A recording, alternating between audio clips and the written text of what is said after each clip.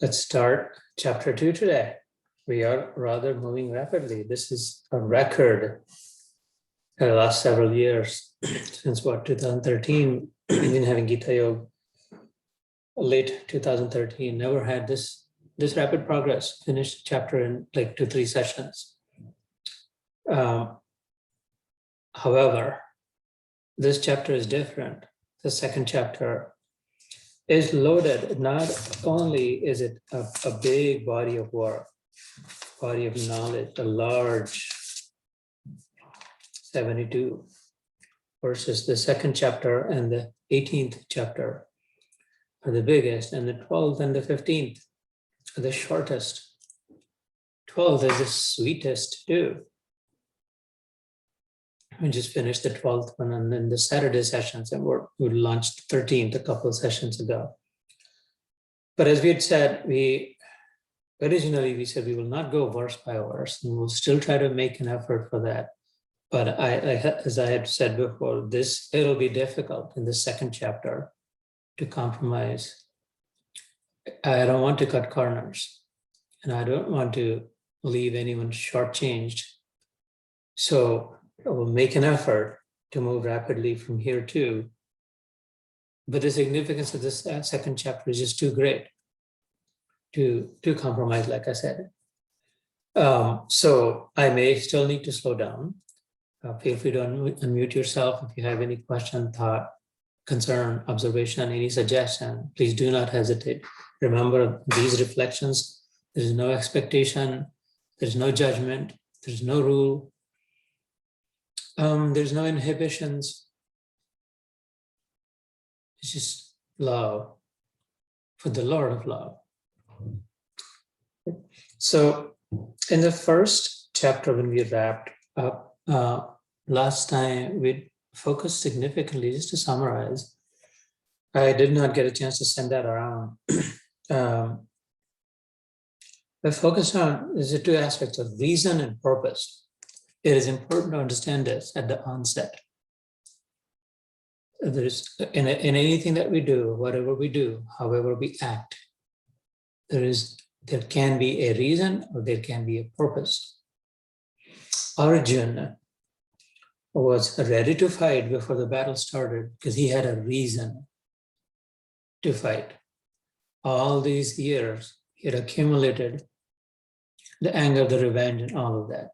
And so the reason for his battle, for his fighting, showing up on the battlefield with all his might and prowess and the promise that he held, well, because my reason is there was injustice done on me and I'm going to take revenge.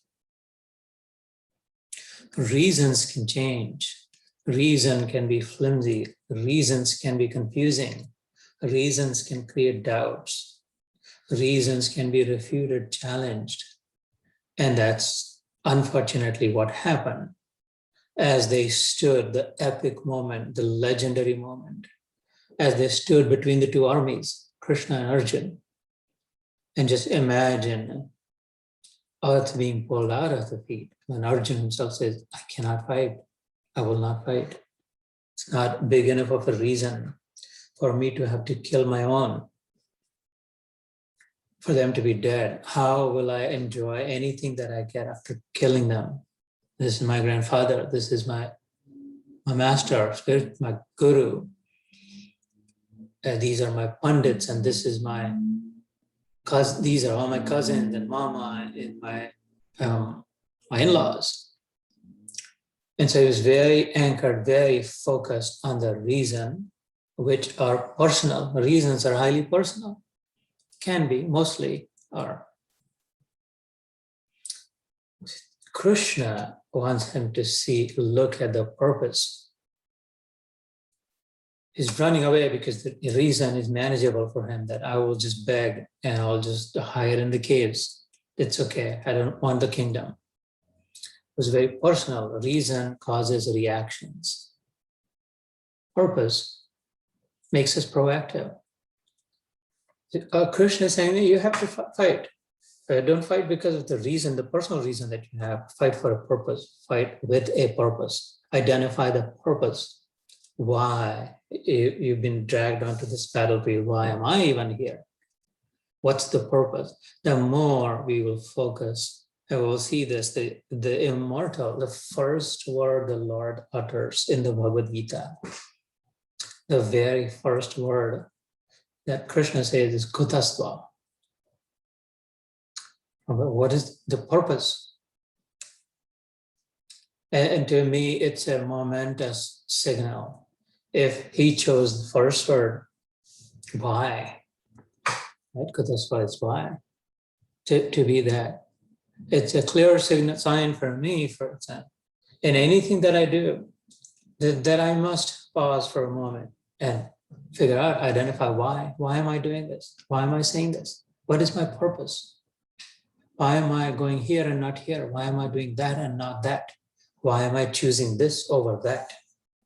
Why am I avoiding this and gravitating towards that? What is the purpose? What's my singular purpose? The manifold purposes. What is my purpose in anything that I do for work, for home, for this, that? But the overarching, the uber purpose. What's my uber purpose of life? What am I living for? Right? And the second chapter takes us towards that, which is why it is very loaded. It's dense, it's packed, which is also, and it's big, which is why it's going to take some time, which is why I ask for forgiveness. That but it gets the job done right off the bat. It is so potent, it is so powerful that I think I mentioned a couple of sessions ago that many saints and students of the Gita, very astute students of the Gita, said that, well, the second chapter actually contains the essence of the Gita. Not sure if I need to go beyond this. To an extent, they're right. But if that were to be the truth, it's like truly exactly right, then there would not have been a third chapter. It's good to seek knowledge, but it's really practice, right? It is practice and it is behavior in the end. It's the behavior that gets the job done. To know is easy, but to do is difficult. The knowing-doing gap. Ultimately, spirituality comes down to behavioral changes, not how much I know, how much I have read, how much I've heard, how much pilgrimage I've done, how long have I stayed at the Guru's ashram, how many satsangs I've attended, how many bhajans I've sang, and how many 24-hour kirtans I've done, how much charity I've given, how famous am I, how many clicks do I get? None of those. It's about how's your behavior. Ultimately, that's where the rubber meets the road. Is there consistency in our scriptures? Is a manasa, vacha, karma. Is there a clear line of sight between what I'm concocting, what I'm thinking in my mind, my thoughts, what I'm uttering with my tongue, what I'm saying, and what I actually do? Is there a clear line of sight? Is there consistency? Is there an integrity between them? Or are there compromises made? That I'm actually thinking something and saying something different and doing yet completely different? Or is that the same? And how consistently is that? That is the crux. That is this essence of spirituality. And the Gita, the greatness of the Gita, that it so focuses on the behavioral aspect of it. Which is why it is so scientific also, that it has to prove, we have to prove it is the behavior that proves, right? Show me the money. And it helps us to do that, exactly that. And so Arjun had all that, but his behavior was very different. And he started to talk differently also. There was revenge in his mind, and yet his words are now cowardly. No yodhaseti govindam. I shall not fight. I don't want to fight. I will beg. These are not words that a brave warrior prince would utter. And he sat down, sank in his seat, depressed with his head down and shoulders. No, I'm not going to fight, not even looking up. And so his behavior, his words are inconsistent with what the thoughts that he had. And all of that, because it was primarily rooted in the reason, and therefore he was merely reacting until now for this war. The war I want to fight, I want to show them who's who. I want to teach the villain a lesson. revenge, reason, which is making reactive. So we covered this in detail in the last time, that ultimately it takes over. Ultimately, it does not have the staying power. If we live our lives only because what happened in the past, I'm doing this because this is what happened in the past. Whatever I'm saying or thinking or doing is because the reason is there. It's not going to have the staying power. It's already dead.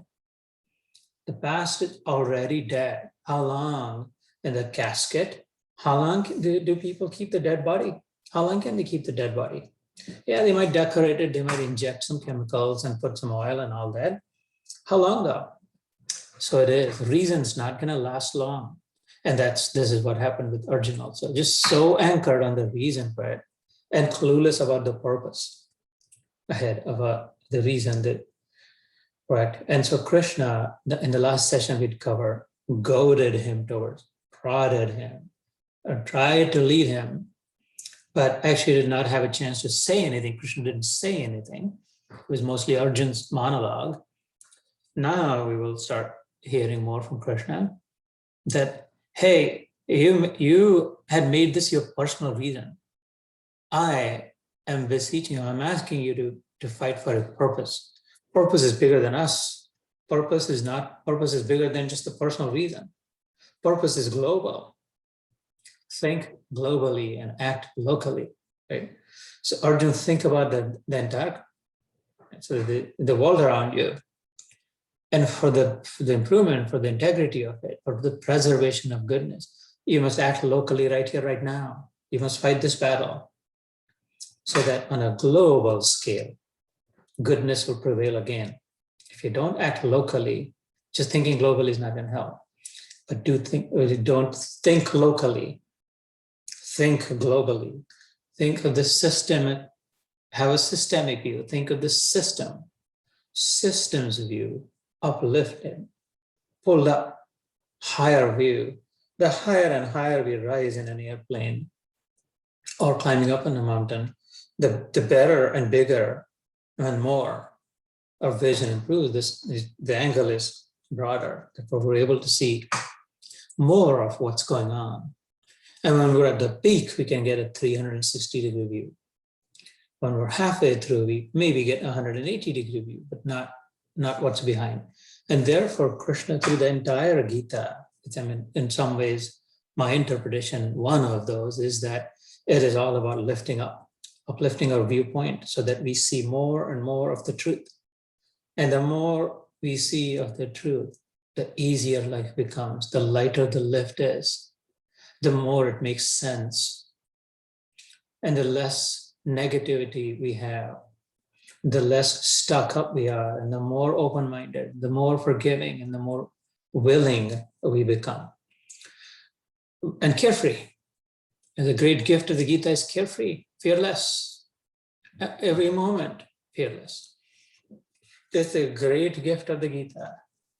And wherever we are, however we are, the world falling apart right around us, and yet there is a way we can remain fearless amidst it all. So it is every bit worth it, as I said in the meditation, the 40th shlok, 40 of the second chapter. There is an earnest exhortation. Krishna is speaking his heart, pouring his heart out to the devotee, to his friend, to his relative, to his cousin. Arjuna was his cousin, was his friend, was his devotee, all that, like a real buddy. About a year and a half's difference between the two of them. Krishna was about a year and a half older than Arjuna. That's friends. He's earnestly beseeching that effort on this path will never go to waste. Listen to me. Listen. Don't run away. Hang on there. Hold on. So that's the context of the second chapter, which we start today. I could not praise it enough, and therefore I'll stop there and start here. And again, I had recommended this Eknath Easwaran's, I don't know if you're able to see it, Eknath Easwaran's BhagwadGita. It's a modern day American English, if you want to follow along. I don't mean necessarily follow along right now, but in your own study, you can read it. and do some of your own thinking as well. I have found that translation is an easier flow to go. Ultimately, the best is the closer we get to the source, and the source is in Sanskrit. And therefore, I still read Sanskrit here and try to, in a moment, try to bring out the meaning as best as I can. So the first verse in the second chapter, back to Sanjay again. Remember, Sanjay was the charioteer of Dhritarashtra. Dhritarashtra is the blind emperor, the unjust ruler of Hastinapur, who is the father of the miscreant, who is the father of the corrupt prince Duryodhana. So the Sanjay was neither corrupt nor blind nor evil, but he was serving dutifully, and therefore he was just following instructions. And then he'd been granted television. And so he's going back. In the first chapter, he described Arjun's pity, essentially, right? And now he says, and so my king, Arjun, is just so, again, in the moment I'm translating, he's so morose. He's completely stricken with sorrow. He's got teary eyes. He's crying. Arjun is crying. That's a sight no one had ever seen before. Arjun, why would Arjun cry of all the people? He's actually lost, seems to be lost. He's sitting down. And this is a shocking, dramatic moment at the time, because the two armies are ready. Remember, I'd said that it's 15 minutes away from the final conch shell being blown. And the clashes and sounds had already started. Everyone was excited. If Arjun doesn't fight, the war is over. So this is a very, very climactic moment. This is so seeing that, Sri Krishna is what Sanjay is saying. Hey Dhritarashtra, seeing Arjun like that, I see that Krishna is about to say something. And he's saying, what is he saying? It's the second verse then. Kutastva kashmalamidam vishame samupastitam anarya jushtam aswargyam kirtim karam Arjuna.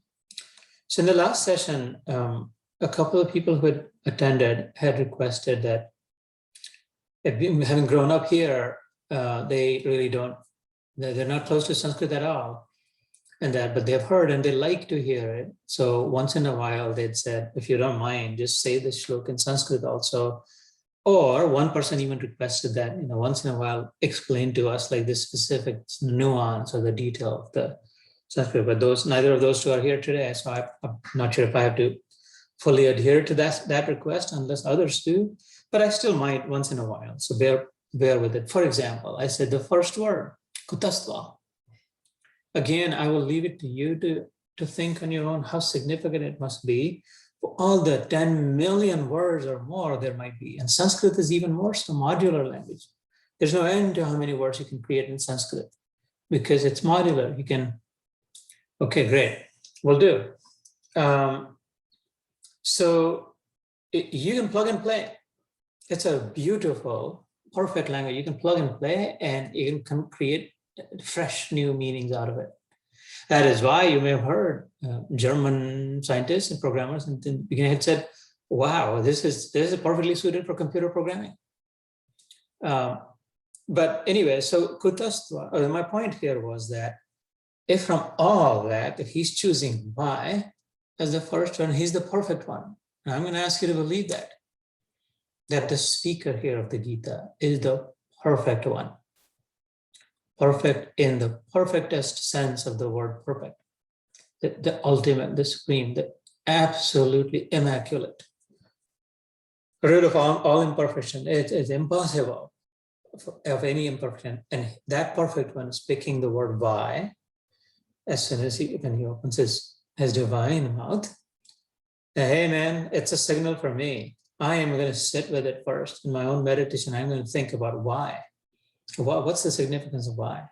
Which is why, no pun, I keep coming back at it. Have you identified the purpose? Do you know why you're doing what you're doing? The job that you're doing, the place you live at, or the choices you're making, the friends you make, the things you buy, all of that, do you take a few seconds in the other meditation session that Arun Bhai attends, participates, or actually hosts? I had a few times I'd said, I want you to do a 2-minute sadhana. A 2-minute sadhana is practice, right? Before you do anything, any task, before you perform any task, take 30 seconds and just slow down, take 30 seconds, pause, and think to yourself, why am I doing this? And sit with it for 30 seconds. Go inside, ask yourself, why am I doing this? Why am I anxious? Why am I running away? Why am I avoiding this? Why am I trying to somehow manage this situation? Why am I trying to impress someone? Why am I anxious? Whatever it is, right? 30 seconds. The more awareness you create, the more you chisel, you get into the practice of it. This is the whole problem is about awareness. The entire challenge of life is just forgetfulness. We have forgotten the truth. And when we were told what the truth is, we heard it out and then we became unaware again.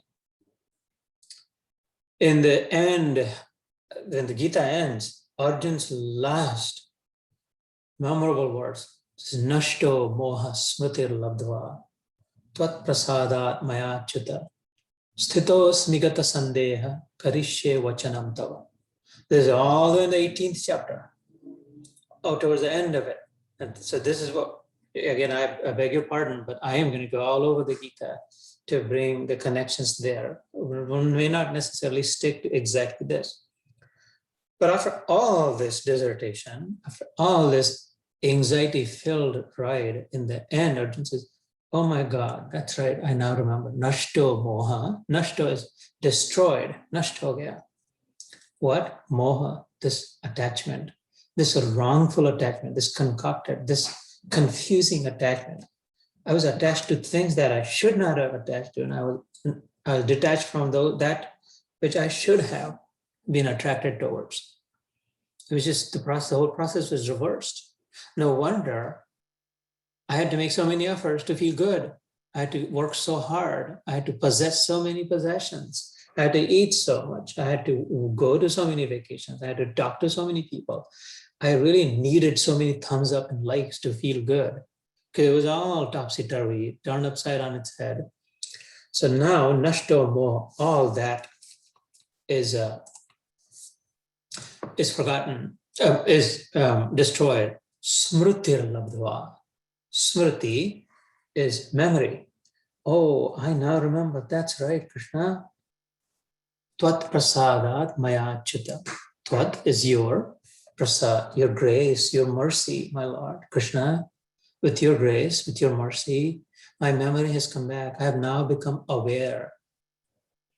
Achyuta is one of the names of Krishna. I had also said in the first section that there's 24 some names of Krishna and 20 some names of Arjuna that come throughout the Gita, each signifying something, a nuanced aspect of those great personalities. Arjuna was a great personality, not an ordinary Joe Schmo. There hasn't been another Arjuna, to my knowledge, since then, let alone Krishna. So Achyuta is infallible. Chuta in Sanskrit is falling down, degrading. Anytime there is a put on it, is Aruna, Avinash, two people. Anupama, why don't we talk about it? In Sanskrit, when you put a to it, it becomes not that. And so Achyuta is the one who never falls and or fails. And the one who memorably said the words we said in the Dhyan, effort on this path never goes to waste. Even a little bit of spiritual awareness will protect you from fear within, from danger inside. So, Chut is fallible, Achut is infallible. Kampa is shaking. Anukampa is steadfast. The grace, the mercy, steadfast, steady stream of grace. Avinash, Vinash is annihilation, destruction, complete, is end of all, finished. Avinash is never that. Indestructible, right? Runa. There are many nuances to that. Runa is, so the most prominent one is debt, loan, like debt. Arun, debt free. I don't mean just financially, but Arun is the name of the sun god. He is debt free, who has plentiful, who is overflowing with whatever we're talking about, whatever the subject, endless, infinite. The sun is flooded with light. Where, just by his presence, just wherever he travels, mindlessly, carefreely, just giving and giving. Because he's got so much, he's lost track, to no longer even keeping track of how many photons do I have, how many, what's cubic meters of burning gas I have, what's the enthalpy in the, whatever. Just take it, keep wherever he goes constantly. So much so that there's no thought in the sun's mind that wouldn't be, should I start rationing? Maybe this more to this. And that's Aruna. And so that's how comes, right? Arjuna. I had decoded that word in our first session. Raja is passion. Passion is the negative connotation of passion. It's one of the three gunas, right? One of the three modes.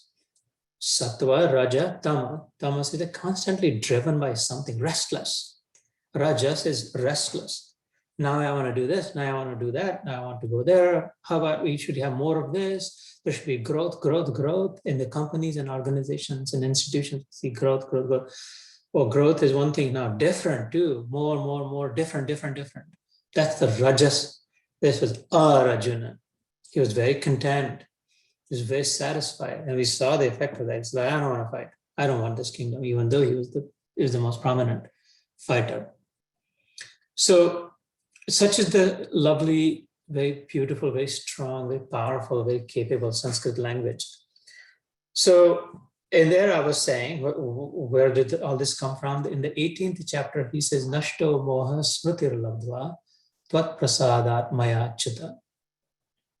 Maya, chita, mine, on me, achyuta, sthito asmi.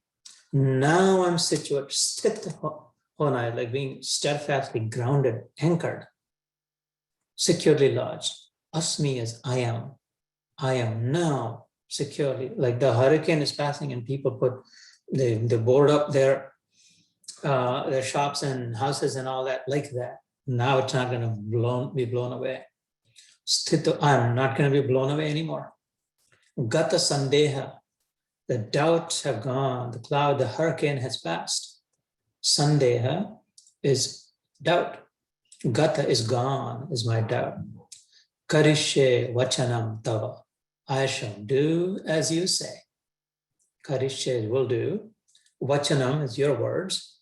Tava is you. I will follow your words. Just before that, Krishna had also said, a sort of a last, I wouldn't call it instruction, but statement, said, Yathechasi tatha kuru, which is very ironic. Krishna had said, I've told you everything there is to be known. There's nothing beyond this. And so how phenomenal is this? In 700 verses, if you stick with it, the promise is that you're going to know everything that there is to know, or everything that is worth knowing. I'd rather put it that way. Anything that is worth knowing, or anything that's sort of the linchpin that holds all the knowledge together, from which all the other minutiae flows. And so he says, Krishna says, I've told you there's nothing left. Yatha ichha asi taha kuru. He said, do whatever you want. Do as you want. Let go. Krishna is letting go of Arjuna. You want to fight, you fight. Don't want to fight, don't fight. Do not think for one moment that whatever consequence happens is dependent on whether you fight or not. Just because you run away, Arjun, find your cave, does not mean that your grandfather and your teacher and they're going to necessarily live. You're not in control of the consequences. You do not determine that. And so I've explained all this to you. How is that? Now do what as you wish, literally says that. If the Lord can let go, the Creator can let go, should we consider letting go? I think so. I mean, right?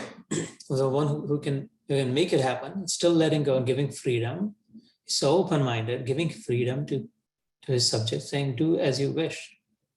We should also examine within ourselves. It's a lesson for myself, when I'm with my son, or with my daughter, with my wife, with my friends, with those who report to me, or however. How much freedom am I giving them? How much space am I creating for them? Or am I hogging it up? Am I grandstanding? So the irony is, he says, do as you wish. And he said, oh no, I'm going to do as you say. So the mission accomplished, essentially. So the point of why did I even suddenly go to the 18th chapter from the second chapter all the way to the end? Because in both of those, it's awareness. Nashto moha smriti, the smriti is memory. I now remember. So the whole problem, if today's session, if I could have you take one theme, one takeaway, it is that of awareness. You will see, you'll resonate with the Gita. The more you attend these reflections and the more you think and study and do your own dhyan, you realize that a lot of it I already know. So much of it was so hidden and embedded within. It was buried, rather. It was just so covered by layers and layers that the Gita peels and the diamond is shining right there. And he himself, Krishna himself says that in the 10th chapter, that it's there, Arjun. The lamp is there, the oil is in it, the wick is ready. When you're ready, when the aspirant, the seeker is ready, all I have to do is light that, and it lights up, illumined literally, enlightened. She becomes. Because everybody's got it. He declares it. Krishna declares it. Everybody knows. And you will discover that if not already, you haven't. And so that's the good. So then what's the problem? Why do I still get anxious? Why do I get nervous? Why do I get upset? Why do I care so much? Why can I not be carefree? Never careless, mind you. Gita will teach us how to be never careless and be ever carefree. And there is a way to be like that. So why am I such a worrywart? Why am I always worried about something or the other? Why am I scared? What do I fear? Why do I fear? Why is there so much confusion in me? Why am I not clear? Why am I not able to make decisions? Why am I so indecisive all the time? Why do I doubt myself? But all of these, you will start connecting this. Well, I actually knew. I actually could. I had done that, and I just became unaware of how. The more unaware I become of the truth, the farther I go away from the truth, the darker it becomes, and there is confusion, there is unclarity, and there's then fear of the unknown. And the closer I come to the truth, which is why we did in today's dhyan, tamaso ma jyotirgamaya, mrityor ma amritam gamaya, asato ma satgamaya. The closer I get to the light is within, not without. And we all see the light without comes and goes. Even the sun's light comes and goes. The light within does not. And so I must seek that. So you will experience that as well, that the more and more I remain aware, the fresher I feel, more jolly I am, more carefree I am, the more loving I am, and the more giving I am, the more aware I am, the more giving and forgiving I am also. So the glory of the Gita is pulling us out of the deep darkness of the forgetfulness and putting us back on the dry land of awareness. And then you say, oh yeah, that's right. Makes sense. Often I say to my kids or others, my friends, that like it's like taking a screwdriver and just turning this screw in the head by just like a half a turn. It's just become loose a little bit. Gita just turns it, tightens it half a turn, and this suddenly this device starts to operate the way it was designed. So awareness today's theme, that how am I going to remain aware of it? So then where we were was in the second shloka of the second chapter, which was Kutastva, that what is the purpose? We've now covered the ground between the reason and the purpose. Reason pulls us back. Purpose pushes on, pushes forward. The reason was dragging Arjuna back away from the battlefield. Purpose, Krishna's, is goading and pushing him to no, fight on. Never mind, you live or die. Fight for the purpose, right? And so enough of that. Kutastva kashmalamidam vishame samupasitam. Klaibyam masmagamah partha kshudram hridaya daurbalyam taktva tishta parantapa. This does not befit you, Arjuna. Some loose translation, I'm taking some liberties here. What are you? Why are you acting so weak? From where has suddenly this cowardice come upon you? You're the mightiest. Everybody's afraid of you. Everybody's hoping that you wake up late and just forget to show up on the battlefield. The alarm doesn't go on and you're still sleeping. No one will believe that Arjuna actually wants to leave the battlefield. And the worst moment, how come at the worst time you have become so cowardly? Now, remember, I had mentioned to you that Arjuna was never afraid of these people. Individually, he'd already defeated them previously. And there was one time when all of these people had actually confronted him. And he was able to, with his own might and his prowess and the blessings that he had and the grace upon him, was able to drive them away, shoo them away. This time, the trouble was that alone wasn't going to work. He would have to kill them, meaning death would have to be encountered. That he had a hard time with. His personal attachment to them. If my people die, if I cannot have my people with me, around me, how will I enjoy? What will I do having all the possession in the kingdom when mine are not with me? What's the use of it? And so it's gotten into this hairball of me and mine. So I have a very limited vision, essentially. The entire reason entangled around me and mine. So as I said a little while ago, think globally, act locally. Was not at all thinking about the kingdom and the subjects and the people and the future and all of that. And so he's become weak. Kshudra is weak, belittled, mean, small. So the word Sri Krishna is, again, it's trying to just hoping that it's just by reminding Arjun that this isn't you. That's not you, Arjun. You're never afraid. You're brave, you're courageous, you're mighty. Not just not afraid, you actually know that you can conquer these people. Then what happened? Hridaya Daurbalyam, weak of heart. You have been such a brave heart, such a maverick. Now you've become such a weak heart, faint-hearted. You're shaking, you're trembling, you're crying. What the heck? What is this? Can be impotent. Like he's trying to, remember they were friends first. They were friends first, cousins next. And then a bit of a reverence, like a bit of a senior, junior feeling third. like people said Krishna was superior. Arjuna was great, but yeah, and so Arjuna kind of knew that. So that was like a tertiary feeling of superior and inferior.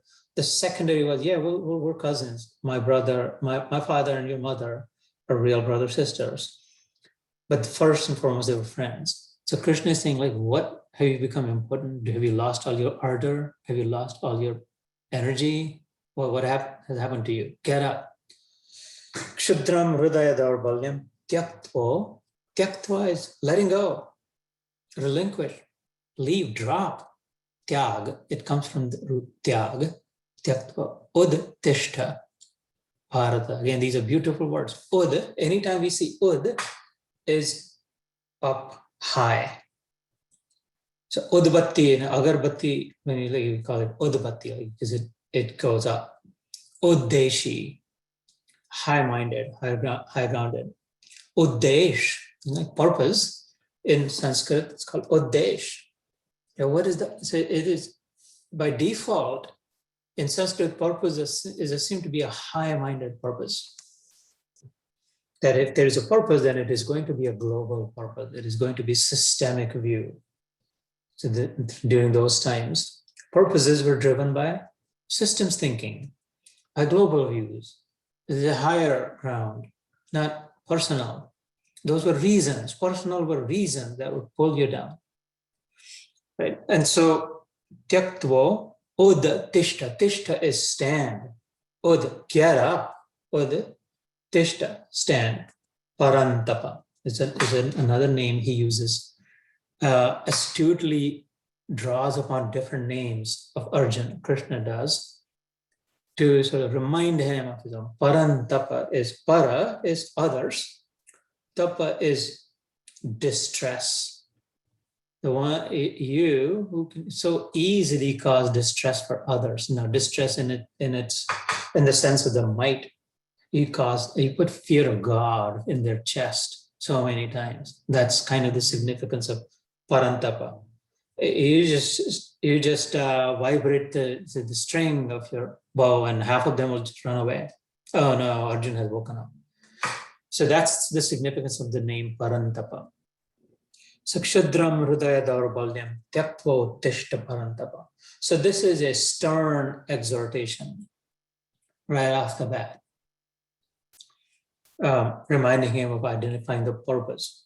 So and we go to the next. I'm pulled back again and again to this, the anchor I can never get over, that Krishna chose why or purpose as the first ever word he spoke in the Gita. But we must go forward, so I will get away from it.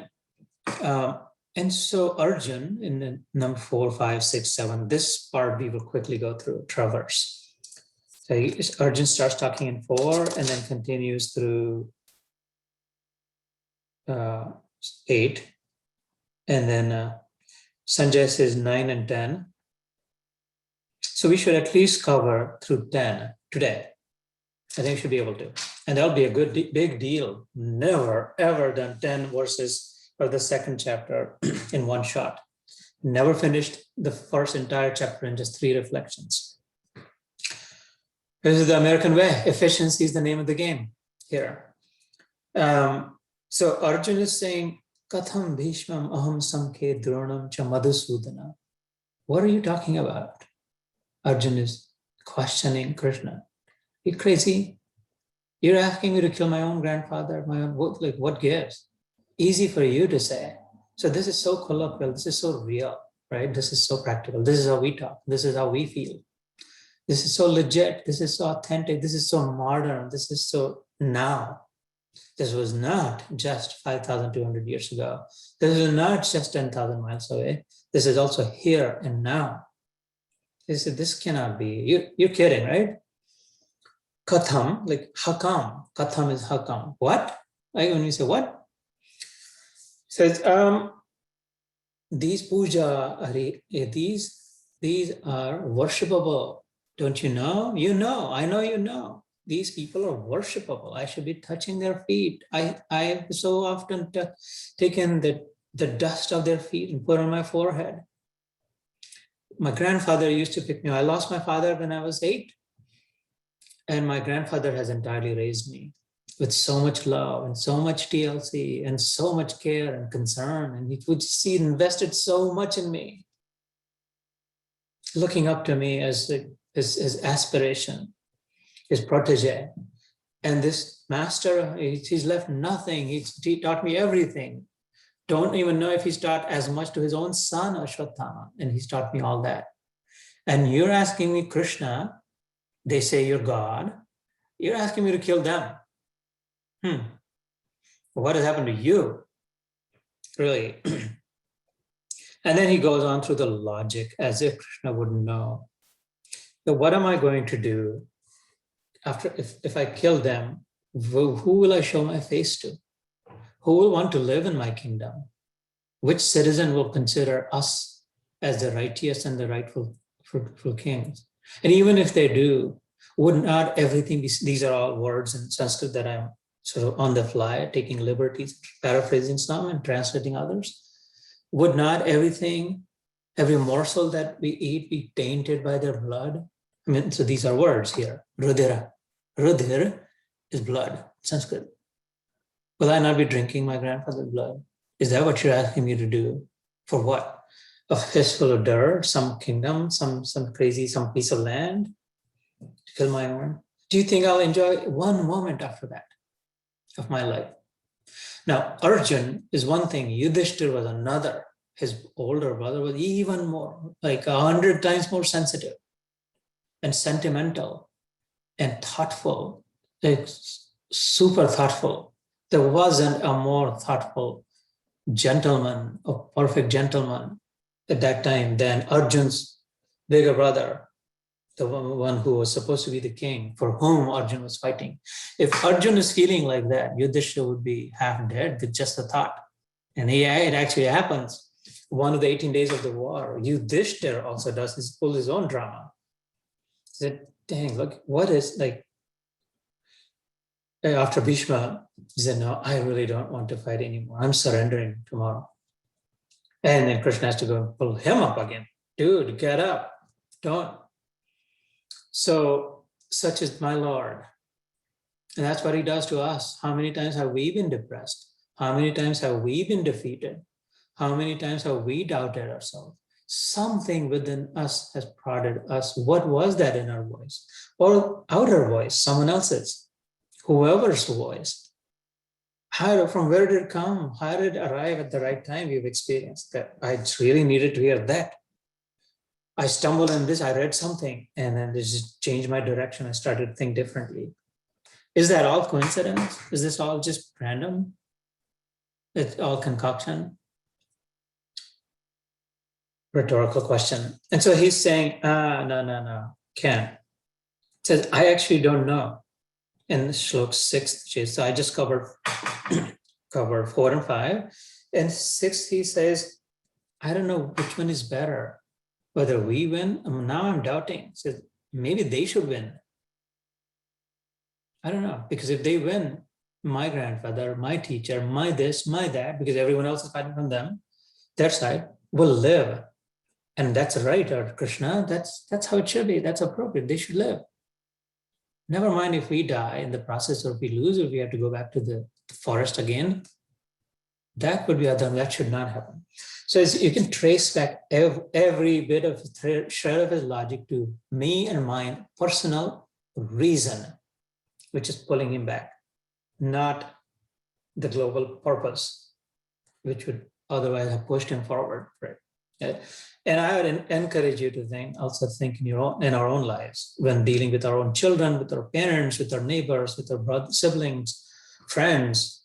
If we are motivated by doing whatever we're doing or saying because there's a reason, which means that's in the past is dead, and that's usually personal, there is a high chance that not a lot of good will come out of it. Instead, if I put my focus on the purpose behind it, same action, but why should I do this? Is it because this is what happened? Or is it because, no, if I do this, this will happen. Something higher, something better, something bigger, something grander. Right? Then it has a chance to sustain. and have its effect. So here he's saying, I don't know, I'm confused.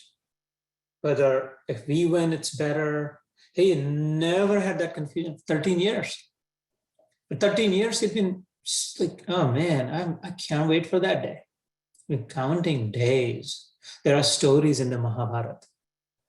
Some anecdotes like how he kept it alive. And there are all 5 of them. Well, really, Bhim and Arjun mostly. The others were more subdued, the other 3. But, and they were very capable, both of them also. And so it was very clear, like super clarity that when the day comes, we're going to do this. And now suddenly saying, standing between the 2 armies. When I read that, when I do in my own dhyan, I actually visualize and I am stunned and I actually freeze in my meditation, literally. I'm back in time in Kurukshetra, stuck in the 2 armies, in their chariot as if, and like the gravity of that moment, like, oh my God, if he says now I'm not going to fight. And Krishna had already taken a vow that I will not pick up a weapon. What's going to happen? And I was able to actually play out that scenario. One time a few days ago, I was able to play out a few scenarios, like how it would have played out if Arjun really would not have fought. It was, yeah. So in this number 6, he's saying that they're still our own. He's my uncle. These are my cousins. Yeah, they took some missteps. They made some mistakes. I don't believe killing them is a solution. That no one's going to feel good about it after that. And so therefore, I'm super confused. This is where he finishes 6th. And then suddenly it completely taken over by indecision. We found ourselves, friends, in that mode, frequently indecision. It's very frustrating. It's more frustrating to others, those around us, when we are indecisive. It is extremely frustrating to us when those around us are indecisive, especially those that we depend upon, especially those who have the power, especially those who are responsible, suddenly become indecisive. Drags everyone in that mode. That we feel like saying, I don't care if you're wrong, just do something, just make a decision, it's okay. If that turns out to be the wrong thing, just don't be stuck in the mud, in the muck. And here he's super confused. In verse number 6, he had said, I don't know what's right. I don't know what's good. I don't know what will lead to what. And then the very famous shlok, 7th one, I might have all of you say that because it's in the form of a prayer. It's a very humble, Arjun has been humbled. The mightiest of the warriors has been humbled on his knees, shaking tear-filled eyes. And he says, Karpanya dosho uparita subhava prichhami tvam dharma sammuda chetaha yat shreyasyam nishchitam bruhitam me shishyasteham shadhimam tvam prapannam nahi prapaschami mamapanitya. He just is shrinking. This mighty warrior, the balloon is just like shrinking and shrinking and shrinking and shrinking, sitting down in the chariot, sank in the back of it, all depressed, compressed, imploding with each word that he says in 6 and 7, or 7 and 8 rather. And then completely deflated. The balloon has lost all its air. The wind out of the socks. It's just shrunk, wizened. And then in 8, I'll come back to 7, and then we'll do 7 and 8 together. In 8, he says, we might win, obviously, if we fight with all our might win, but I am unable to see beyond that there will be anything good out of that coming, anything right. Not just this, even if I won all the men on this land, on this planet, not just that, even if I conquered heaven and pulled it down and became the king of it, and everything, everywhere my prowess existed, if this happens, I cannot see any way of ever regaining my joy again. That's how bad I think this consequence will be. Again, attached to the consequence of personal reason, personal outcome, personal fruit of my labor, personal consequence. I will not be happy because mine will be dead. Never mind the rest of the system. I am but a tiniest imaginable fragment of the system. And yet all I'm wrapped up in me. All I care about, all I think about is me. And the behemoth system around me. What about that? What about that? I don't know, don't care.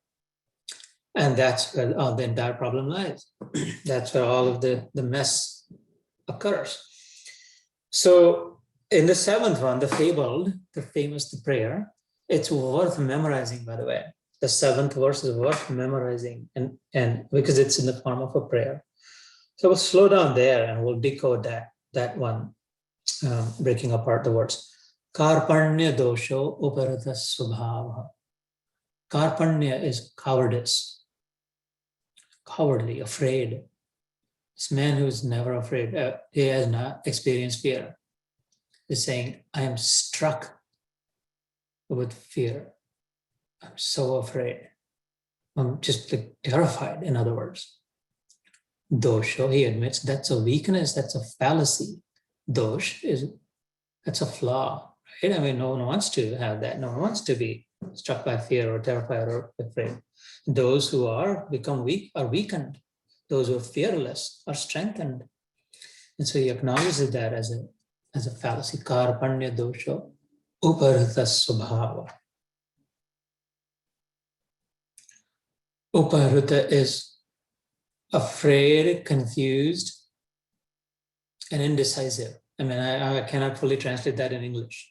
Half of Sanskrit language has no equal word in English. Literally, you just have to put together a bunch of things, other words together to create the sense for it. So, uparita swabhava, like my nature, my inner being, my inner psyche, my persona, like I'm immersed in confusion, indecision, fear. Uparita swabhava. I'm like messed up, hot mess. Karpanya dosha uparita swabhava. This has become my nature. This is how I feel I am now. Prichhami is I'm humbly beseeching you. Please tell me, clarify for me, pull me out. Ami is me, I am. Pricha, requesting you, asking you, begging you to. Humbly asking, in other words. Tvam, you, prichhami tvam, dharma sammuda chetaha. Chetana is consciousness. We all have that. Whoever is alive has chaitanya, consciousness, awareness, alone with which we cognize anything. The power of cognition, the ability to cognize anything. Shabda, sparsha, rupa, rasa, gandha. The spoken word, the sounds we hear, the sights we see, the tastes we taste, and the smells we smell, and the touch that we feel, and the thoughts we think, and the decisions we make, and the rumination that goes within. All of that is powered by that one vital force, by one vital energy called chetana, chetas. And we have that. So we're rich, we've got the best power, right? You should pay attention to what we have, the inner wealth. So he's saying dharma sammuda chetaha. Sammuda is sama mood. Mood is mur, full. And sama has two prominent meanings. This word will come many, many times in the Gita. Samata, samatvam. Sama, it has two sort of flavors to it. One is equipoised, even-keeled, even-minded. In other words, the same, right? No matter what, the same is samata, but the other sam is like the first class, best, or the highest degree. That's the thing. That is the highest state of mind, by the way, also. But sama mood, like I become so like a fool of the highest kind. In other words, again, I'm struggling to translate in English this one little word, samudha, that I'm so thoroughly fooled by this, completely lost, in other words. About what? Dharma. It's a crucial word. I don't know what my dharma is. I don't know what I should do, to be or not to be, to do or not to do. What are the do's and the don'ts here? What shall I do? How should I be? Should I or should I not? What is my duty? What is right? All that is conveyed by dharma. Right? What is right and what is wrong? I am thoroughly confused in that some mood. And therefore I'm afraid, what if I do the exactly wrong thing? I'm confused, what is the right thing? And I'm indecisive whether I should or should not. Please, what should I do? Karpanya dosha upartha subhava. This is the highest climactic moment. Prachami tvam dharma samudha cheta. And this is, the second part is the prayer. Yad shreyasyam nishchitam bruhitaname. Yat is that which shreyas is superior, is better, is right, is preferable. That's shreyas.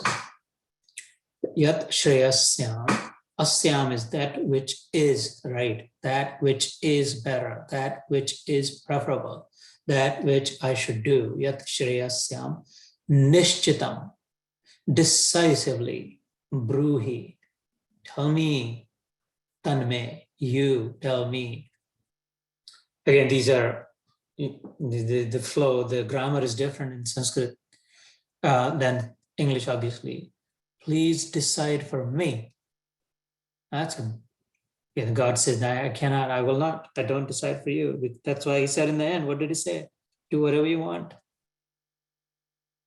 How often have I said to my son, I should think, or my daughter, or my friends, or my co-workers, or those who report to me, or my, do as you like. This is the right, this is what you should do. I think this is right, this is wrong. Do what you want. But here he's saying, no, you tell me. First he's saying, you tell me what I should do. And Krishna goes through the entire dissertation. In the end, still says, do as you want. Right? Very detached, completely detached from it. And this guy's completely attached, so he got his feet, clinging and cringing. So bruhitanme, tell me decisively that which is right for me, and I'm just going to do that. Actually, he tells, Krishna tells, but he's really not ready. He questions it. In the second chapter, I told you, the Gita could be over. The sermon could have finished here. But right after that, he says, well, but what about, Okay, then he walks through Karma Yoga, third chapter. And then he said, but that doesn't make sense in the fourth chapter. Okay. Then after that, the fifth chapter starts. He says, are you sure? How's that possible? These are real questions in the Gita. Then he responds to all those. And then in the sixth chapter, he says, is that really possible? You kidding me? Is that everything that you just described? Is that really possible? I don't think it's possible for me. How can that happen with me? Okay, well, seventh chapter. In the eighth chapter, he asks 8 questions. Whoa, wait, slow down. What is karma? What is Atma? What is Adhyatma, philosophy? Who is the empowerer? Who is powering it all of this? Where did this come from? What happens after that? He asks 8 questions right in the 8th chapter right at the back. Okay, then let's answer all of those. So on, and then the 9th chapter happens. 10th chapter, he says, well, you're telling me this, that you are in everything. Everything is a manifestation of your own presence, your own being. Tell me how to look for you then. What do you mean? You're this man with 2 hands, shorter than me, 2 hands, 2 legs, darker than me, standing here. Maybe I can fall align with you, fall behind you, worship you, but you're saying you're everywhere. Well, how should I look for you in the rivers and the mountain and the blade of grass? And the clouds, are you there too? What about the birds chirping? How about the evil-minded people across from us? Teach me how to show me. If for first he says how to look for that.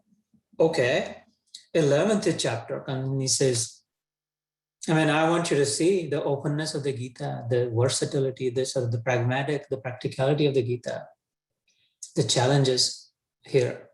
God has been challenged by his most ardent devotee also. The 11th chapter says, like, show me the money, bud. If you're all that, can you show me? Actually show me. I want to see with my eyes. I will believe it when I see it. All right, let's unfold that. And then the 12th chapter also starts with the question, believe it or not.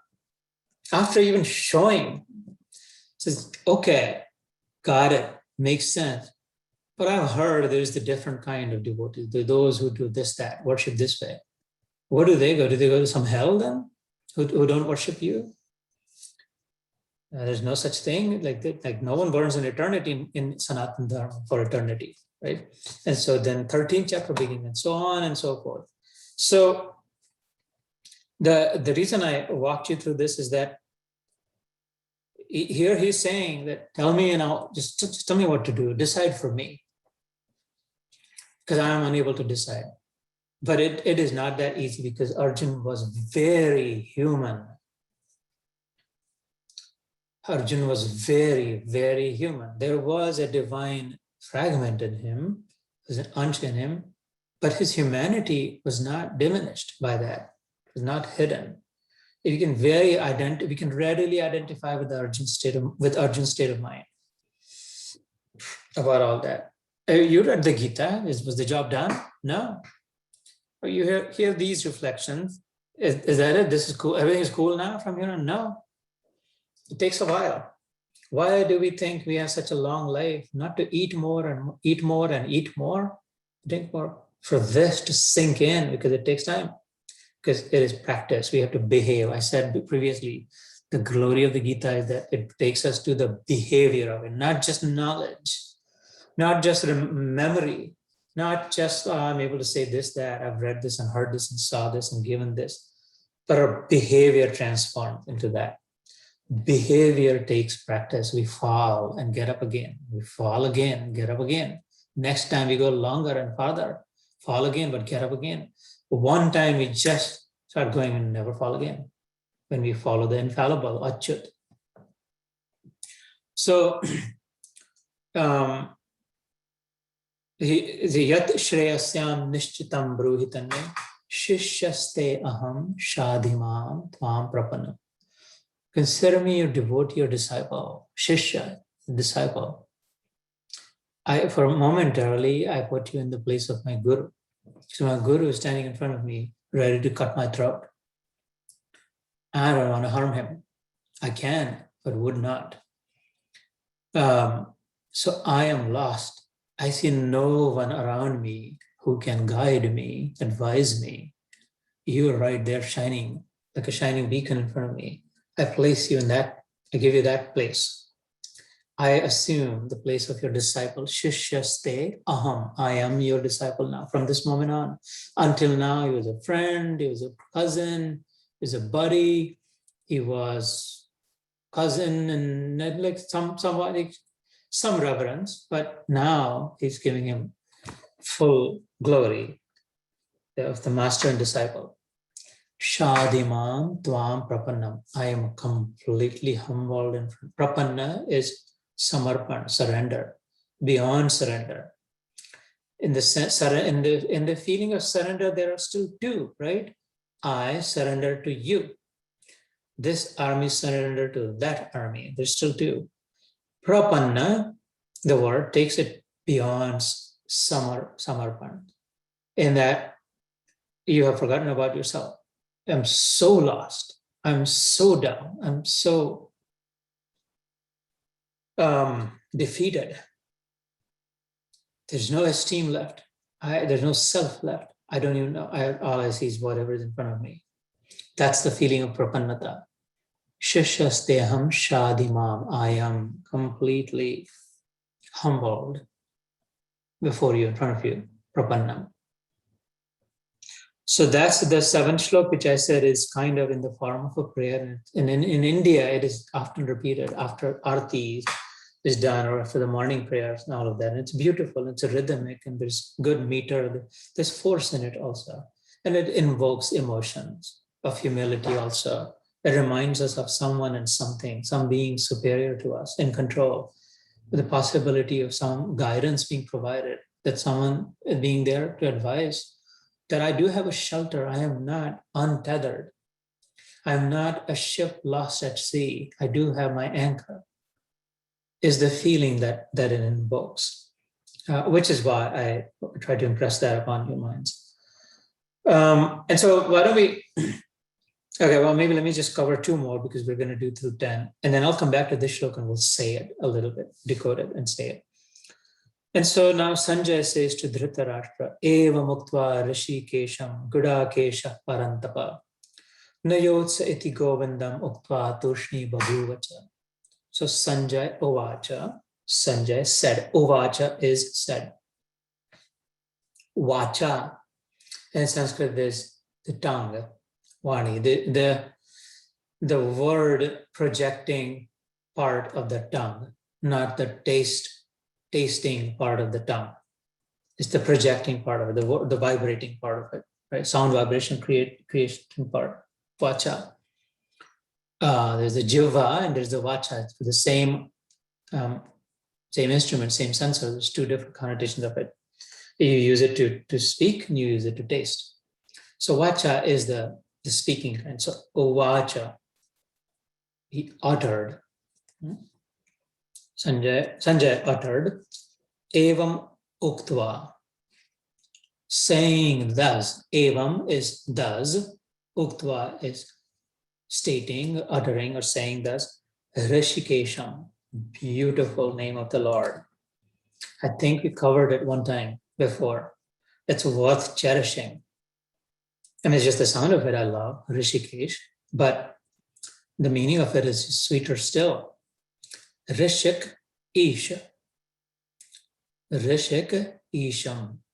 Ish, Ishwar, Isha, right? We've heard those. Parameshwar. So Ish has E and Sha.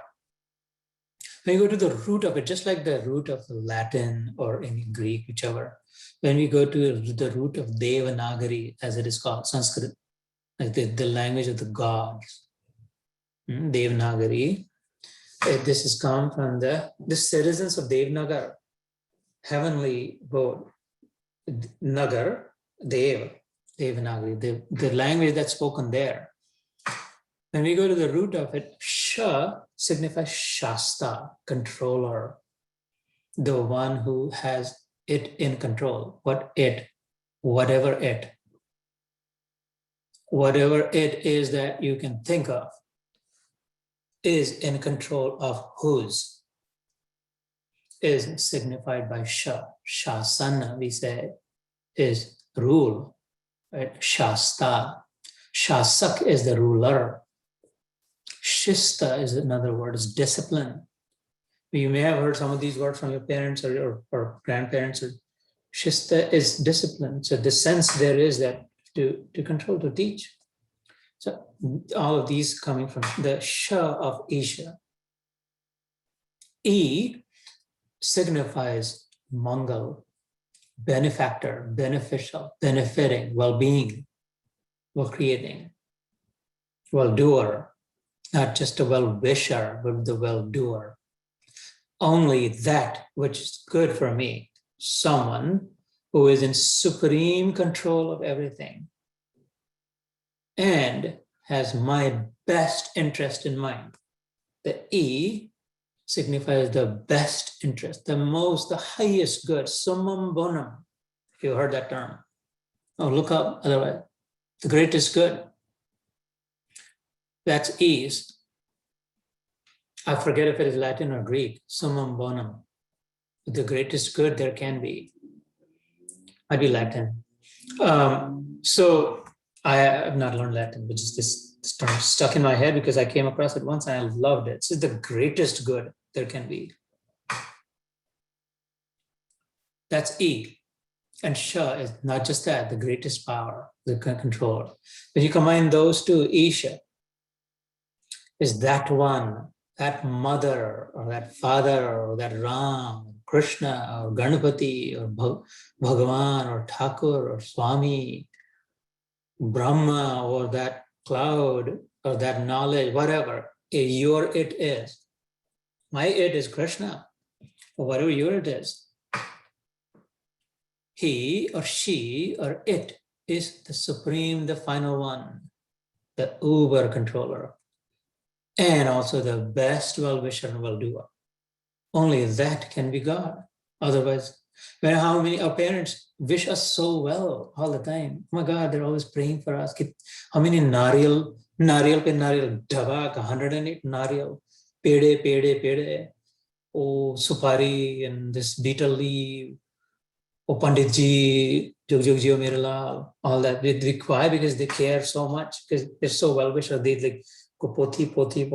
Why? Because they're so well-wisher. Can they do you well though? No. Were they able to actually do benefit you all that much, as much as they wished? No, they didn't have the power.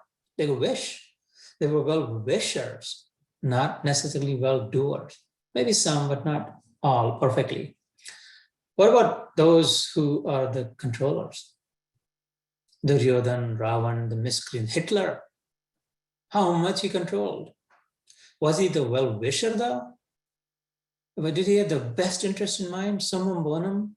No, farthest from it.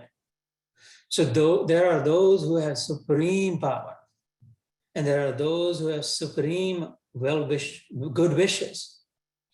Those who have good wishes have a little bit of power. Those who have the supreme power maybe have a little bit of good wishes for some. No one has both of these at all times. If someone does, that is God.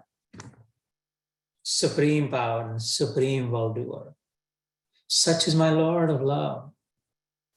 He's the best, he's the mightiest, and he's my well-wisher. And I'm in his lap. And I am worry-free, carefree, love and life. And I urge you to think along those lines as well. So that is just Isha. Think of the power of Sanskrit. Right? I just decoded Isha. So we were talking about Rishikesh. So Rishik Isha. So we took care of Isha. He's taking care of us. Rishik, Ra is the cave, cavity. Rishik, the cavity of the heart. This controller, the well-wisher, the well-doer, the Supreme Almighty who resides in the cavity of my heart at all times.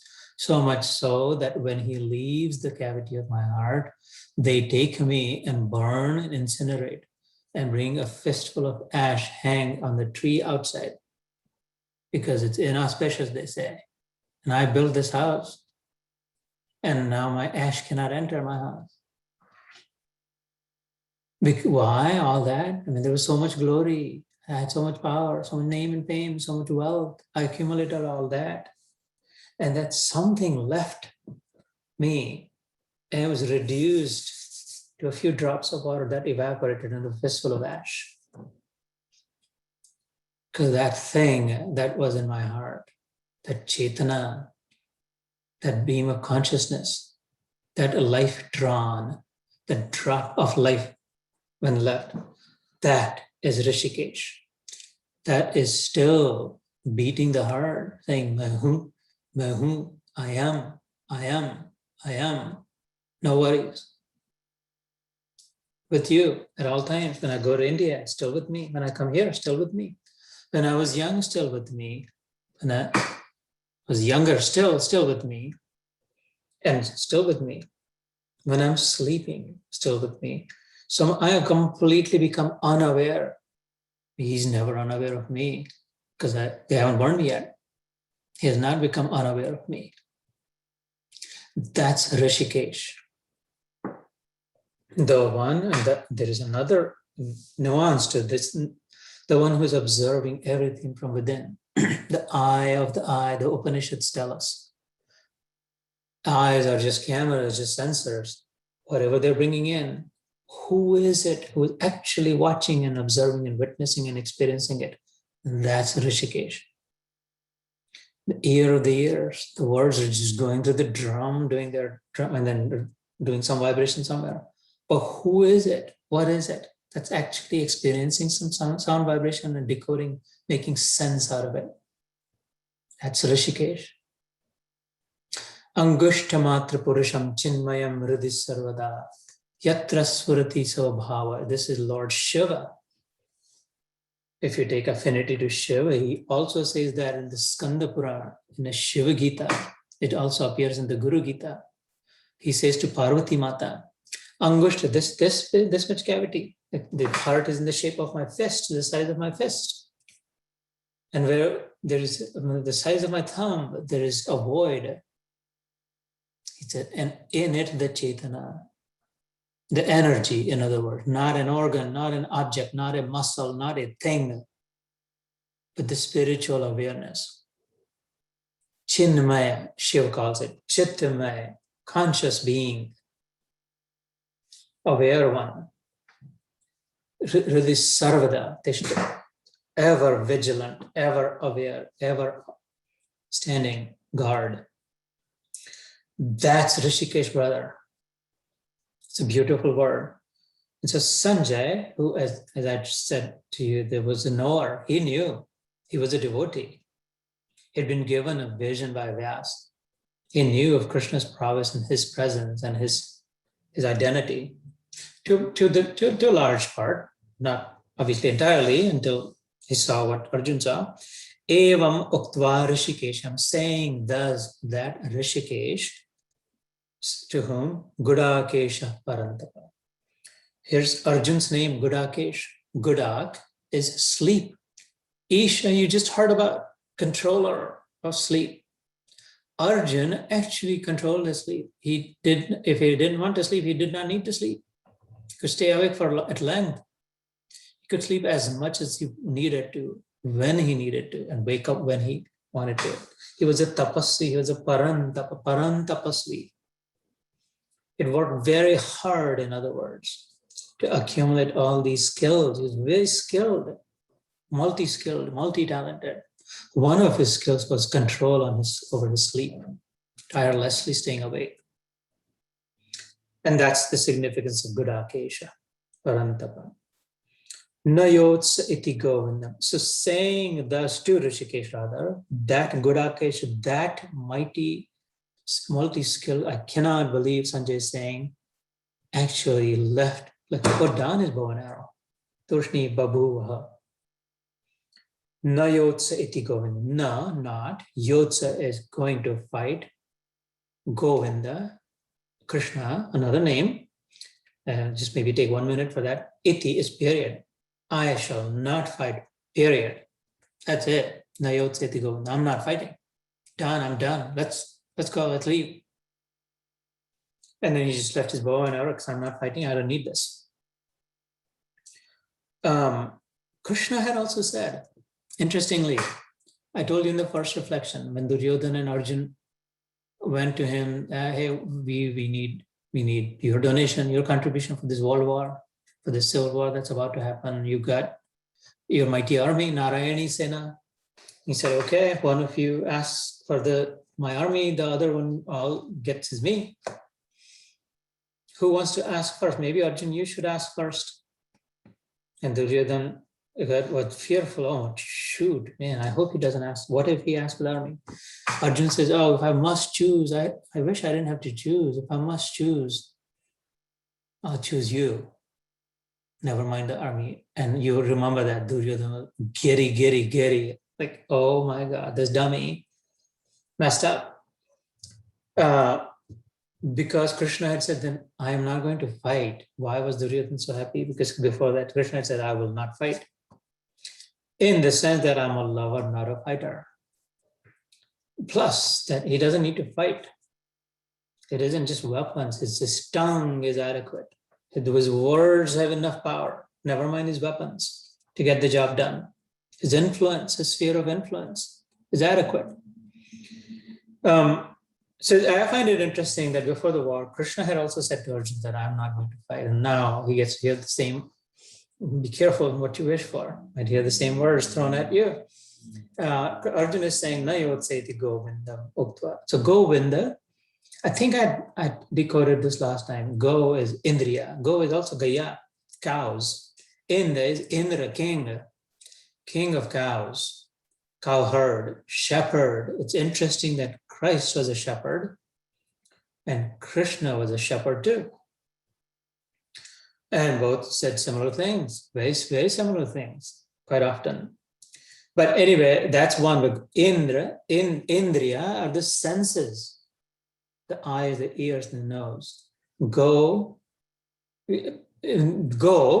signify that, and Indra is the ruler.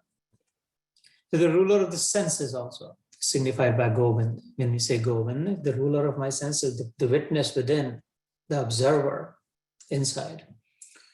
So saying thus, he sat down, Tama uvacha Rishikesha, and then responded Rishikesh. Tama, after that, uvacha, vacha, again said, Rishikesh, prahasanniva bharata.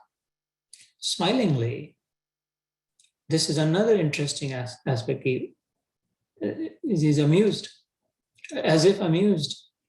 Hasi, we say in Hindi. Prahasanniva. Prahasi is like, interestingly, he's smiling at Arjun. Arjun is so lost, so depressed, so crying. He's looking at him smilingly. Krishna is Prahasanniva Bharata. Bharata is the name of Arjun, was the prince of the Bharat clan. That was the clan Bharat. Bharat also signifies Bha, whose brain, whose intellect, whose intuition is always a rata in truth, is always engaged with truth, interested in. The one whose intuition is naturally inclined in truth is Bharat. We call it India, Bharatani. Truth seeking, truth upholding, truth liking, the affinity with truth, the spiritual truth, the greatest truth, highest truth, not just the spoken word truth, the highest truth, the reality, in other words, the final reality. That's Bharat. Prahasanniva Bharat. Senayor ubhayor madhye vishidantamidam vachaham. Senayo, armies, ubhay is two. Anytime the word ubhay comes, it's between the two. Dual, in other words, couple. The exact translation would be couple, together, two together, armies. Madhye, in the middle of, standing in the middle of the two armies. This is, Arjuna is just saying this, and Krishna is smiling at him, looking at him, and smiling at him. Vishidantamidam vacha. And he thus said, Vishad, the one who is depressed. Krishna smilingly said this to him. Said what will be next time when we come back. There's still a little bit of cleanup left here, which we'll finish. And then I will say and then we'll do a few minutes of dhyan again, and then I'll want to hear from you as well. So one thing, interesting, why is he smiling? This is for the believers. There's two kinds, and here too. There could be the rational thinkers, and there could be the believers. They're not mutually exclusive necessarily. There is overlap. There's also the doers.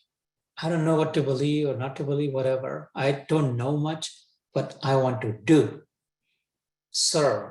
I want to be the soup kitchen. I want to volunteer. I want to serve. Great. Amazing. Awesome. I can't serve that much. I don't have as many resources, and I'm not skilled or talented. I can't drive, and I just don't have that. But I love to read and understand and think deeply, properly comprehend it. Great. That too. Wonderful. Well, neither, but I'm just I believe. I know there is a God. I feel love for him. I feel like just praying to him. I feel like singing his hymns. I feel like just thinking about him in meditation. I'm not going anywhere, not serving anyone. I'm not reading any books. Okay, great. That too.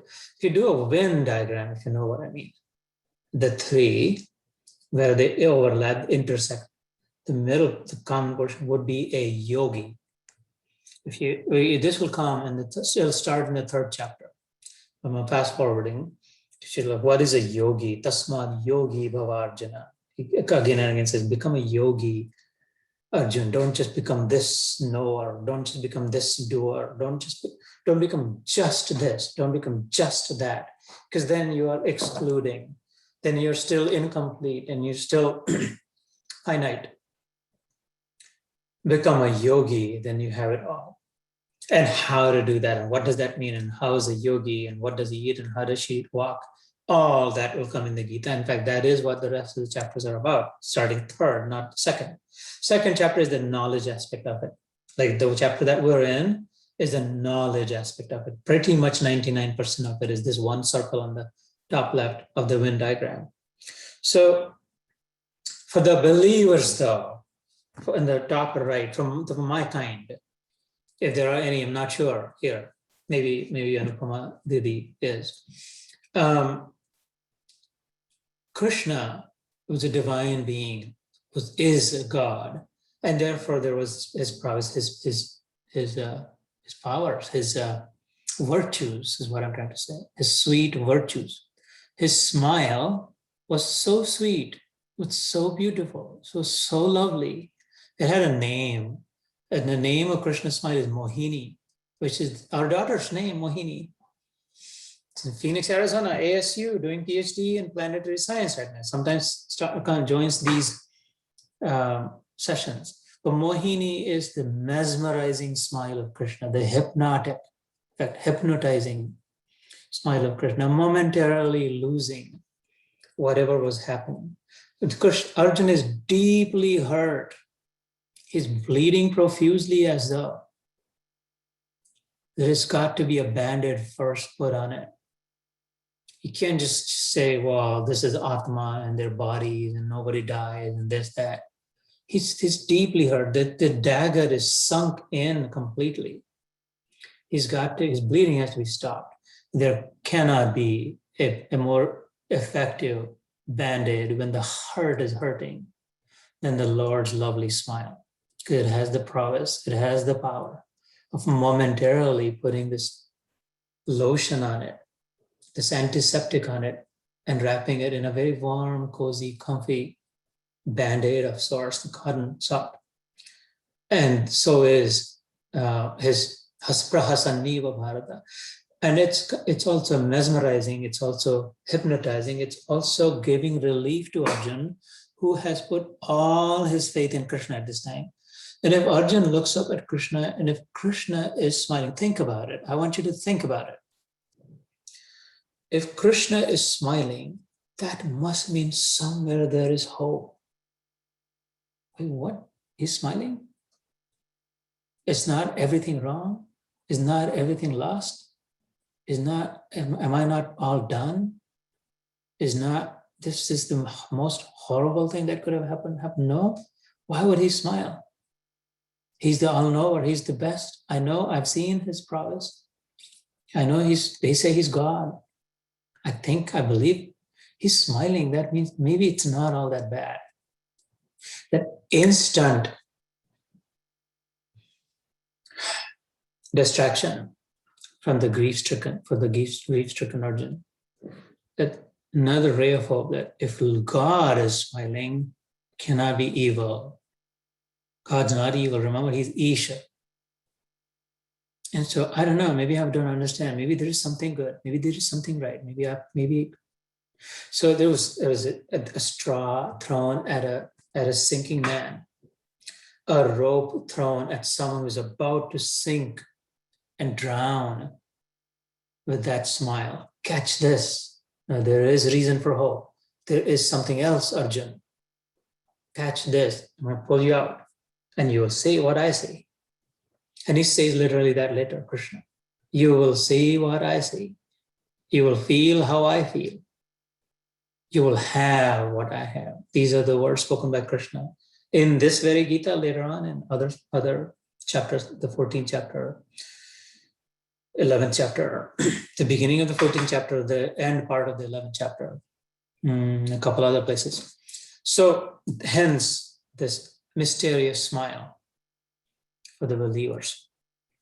So that's it, folks. Today I want us to say one shlok together, and then we'll end it. So this is number 7. And if you feel, maybe next time we'll say some other shloks. So let's do one. Now this is the prayer. I say a little bit, and then you say a little bit. Then I lengthen it. You'll get the feel. You'll get the hang of it. Karpanya. Say it. Dosho. Uparata. Swabhava. Karpanya dosho. Uparata swabhava. Karpanya dosho uparata swabhava. Pracha ami. Prachami. Join together. Right? Tvam. Dharma. Sama. Moda. Sammoda. Chetaha. Prachami tvam. Dharma sammoda chetaha. So this is the first line of the 2 lines. So I'll say this first half of the first line, and then the second half of the first line again. Karpanya dosho uparata swabhava. Prachami tvam dharma sammoda chetaha. And then the second line of 2. Yad shreyas. Shreyas is that which is superior, that which is right, that which is better, that which is higher. Yat, that, Shreyas, asyam. Yat Shreyasyam. Nishchitam. Bruhi tanme. Nishchitam bruhi tanme. Yat Shreyasyam. Nishchitam bruhitan me. Shishyas te aham. Shishyas te aham. I am your disciple. Shishyas te aham. Shadi. Shadi nahi. Shadhe. Mam. Tvam. Prapannam. Shadhi mam. Tvam prapannam. I told you Shah is control. Shadhi mam. I am in your control from here on. For I have accepted a humbler position to you. I place you now, starting now, Krishna, at a superior place. We're no longer equals, peers. Shadhi mam tam prapannam. So, friends, I will leave you with this one thought. I told you there are 2, so 2 themes for today. In the beginning, I had said if there was one thing I would want you to take as a takeaway, it is the awareness. This whole drama happened because Arjun became unaware of the truth and then just wrapped up in the limited, unaware of the unlimited, fooled by the finite, hidden from the infinite. And we talked about the 18th chapter, how the awareness dawns upon him and then all that. And so I will want you to also be aware of awareness. Think about how often are you aware of everything that we talk about here or you read elsewhere and all of that. And examine for yourself.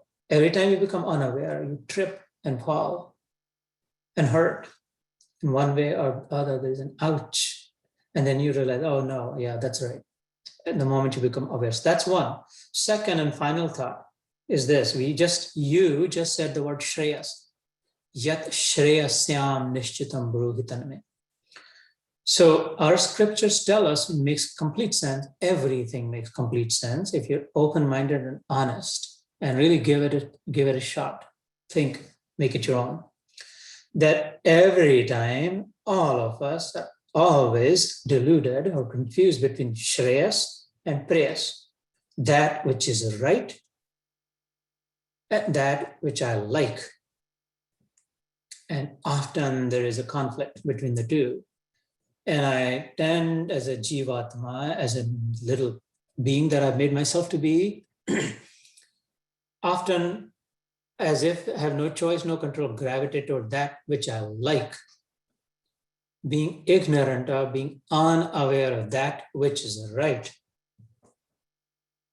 So Arjun wants to go toward that which he likes. I do not like these people to die. I do not like what I will be tainted with, jaded with, what I will be labeled as. I do not like all the grief and the sucky pain, hurt that we call. He just prayers, he's going towards prayers, that which I like. I like them to live. I like my name and fame to be intact, or whatever else he was thinking. And he disregarded the Shreyas, that which is right. So when anytime, most often the personal reasons are prayers, the default setting. And most often the global purpose is Shreyas. In the beginning, I'd said, and last time we talked about this, instead of being pulled by the reason, if we are pushed by the purpose, chances are that we will be in the right territory, not the like territory. Personal reasons cause reactions. Global purposes fulfill the mission, accomplish the mission. That's the thought I want to leave you with. I will post this tonight, most likely. Feel free to go back to it. You can go forward, backward, all that, right? And then make it your own. The whole point of this, make it your own, because this is your own. Jai Shri Krishna. I will summarize through Dhyan a few minutes.